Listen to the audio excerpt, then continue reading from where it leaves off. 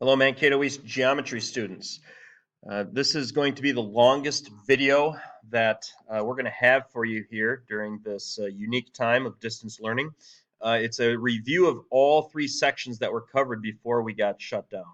And so normally these videos are going to be significantly shorter. There's actually instruction in here to direct you to a couple of other videos in the online book that are supposed to kind of supplement this and can give an example better than I can simply going through a presentation here. So, pause your video when you need to. Take a break if you need to. Probably have something to take notes with, or better yet, if you've got your notes from sections 9.1 through 9.3, that's what we're going to be. That's what we're going through here. So you can simply use this as a review and just kind of refresh your memory because we do need to assess you on a couple of things that we had started in Chapter 9 in order to give you a grade for the second semester, a passing grade, hopefully. Uh, what we've done in our time off here is we've narrowed down the standards that we need to cover. We've cut out a bunch of sections, and we're going to try to give you the what you need to be able to get yourself ready for next year, and that starts with reviewing a couple of things that we already did. So I put this on here not to simply or not to say that you need to have this memorized, but to just kind of show you this is what we're working off. We're working off the state standards and what it is we need to know. So the tangram piece here is not the important part. The important part is knowing and understanding that in any complex shape, we can add the areas together to get to the final area, and that's going to come to play a little more later on. We'll start real basic here. Again, because every area formula mostly boils down to base times height. For example, if we have a parallelogram, and we cut off one side of it here and attach it over here, we got ourselves a rectangle that we're used to here. So you're going to hear base times height a bunch. You heard it a bunch before but when we saw you last, and this is just a way to kind of review what we're doing here. Parallelogram, same exact formula. Recall also that when we start getting into perimeter, remember that that's simply adding up all the sides. So again, parallelogram, just like a rectangle, it's base times height. Remember that when we're talking about height, we're talking about the perpendicular distance between the bases. It's not just a side of a parallelogram, for example, that can be counted as a height. Again, perimeter, adding up all the sides. So like I was mentioning here, if we go over to the trapezoid, if we knew this side here, that's not the height. The height's the perpendicular distance between the bases. You've had the formula for area of a triangle forever, 1/2 base times height. Again, this is all in your notes and all review. Just trying to refresh your memory moving forward here. Trapezoid, you've seen this before, but maybe you haven't done a ton with it. In a trapezoid, we're basically averaging the two bases together and taking that times the height.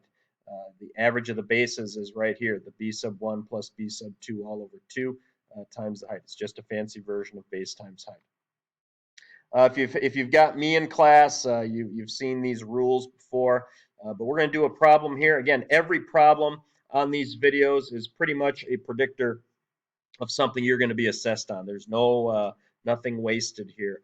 So you've done this problem before if you've gone through the presentations, but there's a problem on your test that you need to pass. It's like this, and so that's what we're going to go do. But just recall the Davis rules for any type of formula. This is for math or science. Write down the formula, fill in what you know, find out what you don't know. You're going to see that repeated multiple times in this video, and if you happen to watch any of my other videos, you're going to see that as well. So we're trying to find this base down here. In this case, the b sub 2 of this trapezoid, and all we know is the top base, b sub 1, and we do know the height of 11, and we know the area is 231 square millimeters. Remember that the units are important. That was one of the things that was in that first standard that we saw up front. So here's the same problem. Now, start with what I said. Step 1, write down the formula. And there's a different way to write this one, but this is the one we're going with right now. Fill in what we know. We put 231 in for the area. We're putting 23 in for b sub 1. B sub 2 is what we're looking for, and we put 11 in for the height. Now it's just a matter of using the formula to find out what we don't know. So there's a couple of ways you can go about this one. I chose to multiply both sides by 2. And when we multiply both sides by 2, that's to get rid of the 1/2 right here. And then the next step is going to be to divide both sides by 11. Turns out that 462 divided by 11 is 42. And our last step to figure out what b sub 2 is just to subtract 23 from both sides, and we get an answer of 19. So you're going to have a trapezoid problem on your test. Make sure you know how to do this one. Moving on to a rhombus and a kite. Some things from previous units. I think this was first semester. In a rhombus and a kite, the diagonals, those lines connecting the non-consecutive vertices, they are both perpendicular and they bisect each other. And that comes into play here because it turns out that this formula works for both a rhombus and a kite. Remember, a rhombus is a quadrilateral with 4 congruent sides. Kite's got the consecutive congruent sides, but the 4 sides themselves are not. And we could go into why this works out. There's actually a video example I'm going to direct you to in your book for this one that I think just has the technology to explain it better than I can in this format. By the way, for my students, and I don't know what Mr. Dirks or Mr. Bigham are going to do with this, but for my students, we're going to have some options for some sort of video chat hangout type thing where I can answer your questions specifically, get up on the whiteboard, do some things. If this learning method doesn't work great for you, that's going to be an option going forward as well. So at this point, I would like you to pause the video, go to your online book, page 591, and in that upper right-hand corner, you're going to look for a video example 3, and you're going to click on that. You're going to watch it. The second example is a little complicated. You can ignore it. I think the person talking, Dr. Berger, goes through 3 examples, but this should work on your Chromebook. It doesn't work on every computer because I believe you got to have Flash Player, but it should work on your Chromebook. But on page 591, towards the upper right-hand corner, you're going to see something that says example 3 under a heading that says lesson tutorial videos. And I want you to watch that video, and it's going to describe how to find the area of kite and or a rhombus. That's kind of what we did in section 9.1. Moving on to 9.2, here's the state standard related to 9.2. Now we're talking circles and regular polygons, things that you've done before. Recall some things about a circle. By the way, in Google Slides, sometimes the pi symbol comes across, but whenever it's translated as a character, you get this funny looking thing right here. So in Google Slides, when you see this shape right here, that's pi. But pi factors into the formulas for circle. So once again,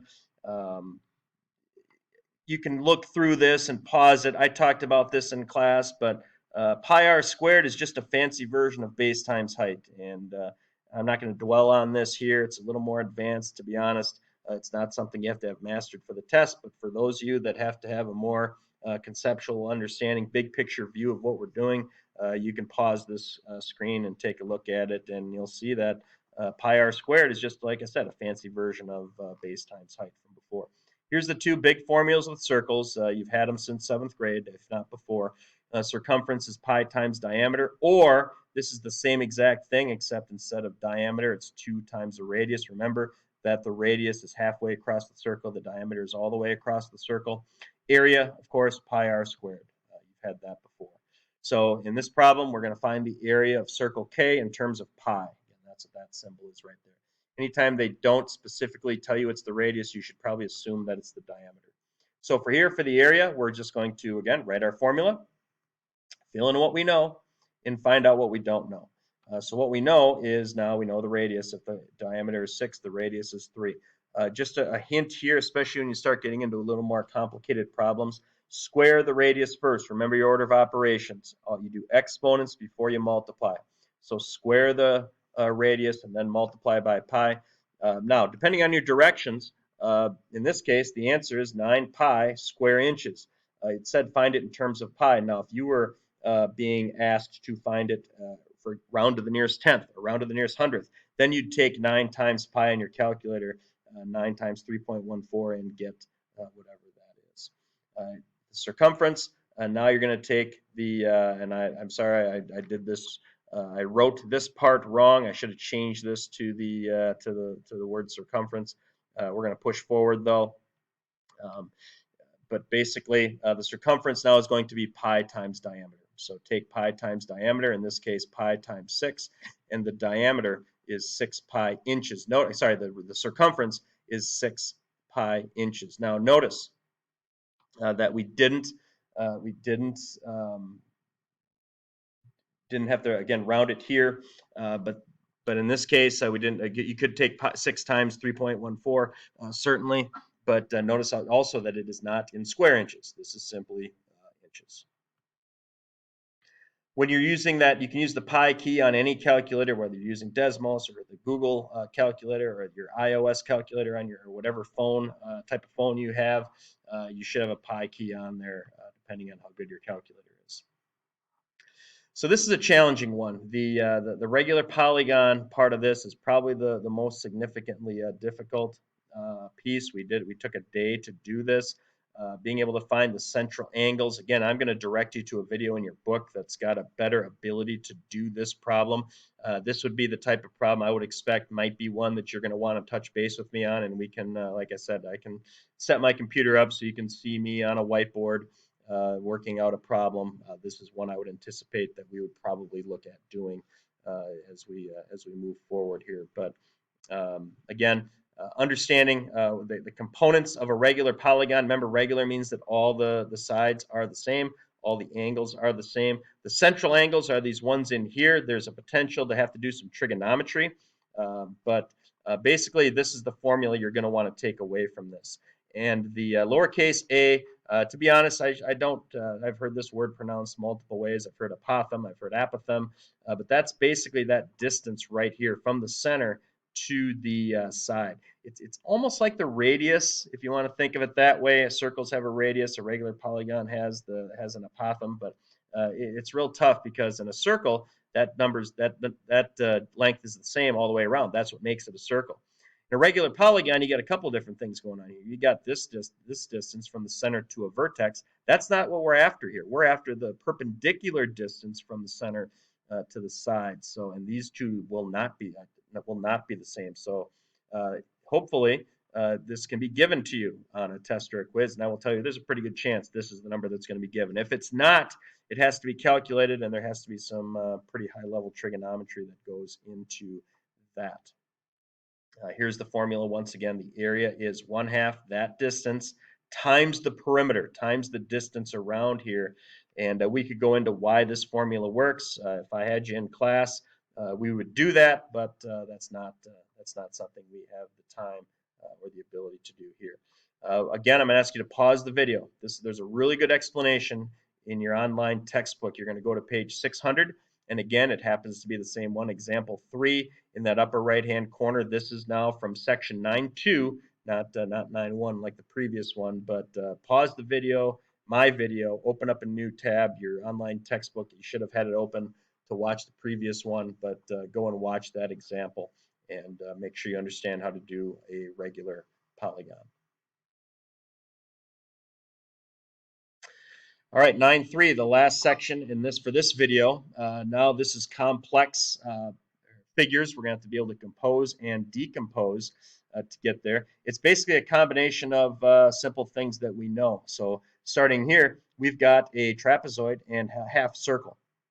And we're actually going to make it a third shape. Instead of a trapezoid, which can tend to be complicated, we could do it. In fact, if you were with me for 9.3, I think we did this as a trapezoid.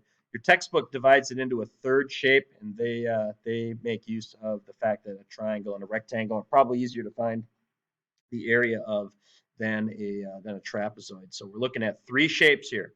We got a half circle, we got a rectangle, we got a triangle. Now, what do we know? Well, we know how to find the area of a half circle. The half circle is going to be half of pi r squared. Whole circle would be pi r squared. This is half of pi r squared. Now, you got to be able to do a couple things in your head here. 10 squared is 100. Half of 100 is 50. So the area of half of the circle is 50 pi. And again, that's area, so we're talking square millimeters. Don't get all messed up by all these symbols right here. Again, this starts off in a in a PowerPoint, and when it gets transferred into Google Slides, sometimes it gets a little messy. Now I put this down here, I added this myself because of the way they did it. This length is 32, but we're going to split that into 20 and 12 because we know that this top part of the rectangle, which is really also the diameter of the half circle, that's 20, and that leaves 12 left over for the base of the triangle. By the way, the height of the triangle is going to be the same as the width or height of the rectangle. So the nice thing about composite figures is you're going to be using a lot of the same numbers. So the area of the triangle, remember we did the area of the half circle. You don't have to memorize, you don't have to remember that, but by the way, this is a problem. I'm going through it pretty quickly. I want to keep this video under 20 minutes. So go back, watch, pause, do all those things. But the triangle, 1/2 base times height, looking here now, 1/2 the base is 12. Where the 12 come from? It's what is left over after we take off the 20 from this part. There's 12 left over here. Height's 14, so you multiply that out, you're going to get 84. The rectangle, pretty simple. 20 by 14. 20 is the base, and 14 is the height. The shaded area then is the area of the circle from the previous screen, 50 pi plus 280 plus 84. And since we're not leaving it in terms of pi, it's not a pure circle problem. We're going to take 50 times 3.14 and then add on 280 and 84, and it's approximately 521 square millimeters. Last problem is kind of a decomposing a figure or subtraction. And now we've got a triangle minus half a circle. Triangle minus half a circle. Now the nice thing is because we're given these two sides of the triangle, this can be our base and this can be our height. So we're not doing any Pythagorean theorem stuff here. Fine, we don't need the third side. All we care about is that 9-foot diameter of that half circle that's cut out. The big picture plan here is going to be to subtract the half circle from the area of the triangle. How's that going to work? Well, we take the area of the triangle. Again, the 18 and the 26, because of this right angle being up here, can function as our base and our height. So we're going to take 1/2 times 18 times 26, giving us 234. Then we're going to find the area of half of the circle. If the diameter is 9, the radius is 4.5. This should say squared up here. There should be a 2. They did that when they did the problem, but we're going to square the 4.5. We're going to take that times pi, and then we're going to cut it in half. And we're going to get approximately 10 now they left it in terms of pi, so 10.125 times pi, and that's feet squared. So when we subtract, we get about 202.2 square feet. For some of you, that probably dragged quite a bit, but I tried to kind of get through there. There are test questions on the assessment that you're going to be taking here in early April that all kind of tie back to problems on here. So we're actually going to, or at least I'm going to, I'm not going to speak for the other geometry teachers. Mr. Davis's class will be skipping 9.4, I believe. I'm going to do a video on 9.5, and then we're going to try to see where people are at in terms of getting ready for the test. So this concludes our video. Again, the purpose of this is for you to go back, rewatch, and make sure you understand and have questions. Write down a question. I'm going to have once we start up here, I'm going to have hours where I'm available to answer these things, whether it's just by email or if you want to get on video chat and have me work something out. That's what I'm here to do for you. So hopefully this video finds you well. I hope you're staying safe and staying patient with our situation here. This concludes our video for sections 9.1 through 9.3.